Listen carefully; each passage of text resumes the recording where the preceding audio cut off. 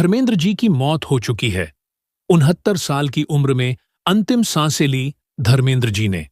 लेकिन हैरान कर देने वाली बात सारी यह है कि धर्मेंद्र जी की जो दूसरी पत्नी थी हेमा मालिनी, उनके साथ अंतिम दर्शन करने के लिए जब वो पहुंची थी, धर्मेंद्र जी की वहां पर हो गई सबसे बड़ी नाइंसाफी। जी हां, ऐसी नाइंसाफी जिसके बाद हेमा मालिनी और उनकी बेटी ईशा देओल 2 मिनट भी नहीं रुके। जिस ग्राउंड में अंतिम संस्कार हो रहा था, धर्मेंद्र जी का, वहां से निकल गए। गाड़ी में बैठ गए। गाड़ी में बैठकर सीधे चले गए।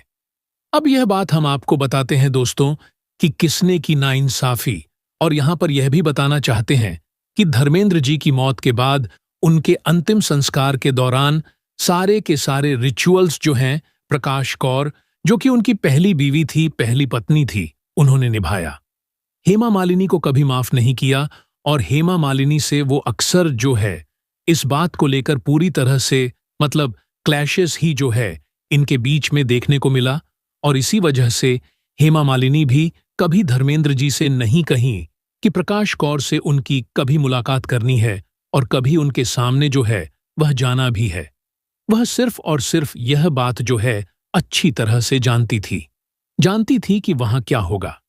जानती थी कि वहां उनकी कोई इज्जत नहीं की जाएगी, और कहीं ना कहीं यह बात भी वो जानती थी, समझती थी कि उसके साथ मतलब उसने प्रकाश कौर के साथ जो है वो गलत किया है, और ये बात जानती थी, और इसीलिए जो है वो कभी भी नहीं मिलना चाहती थी।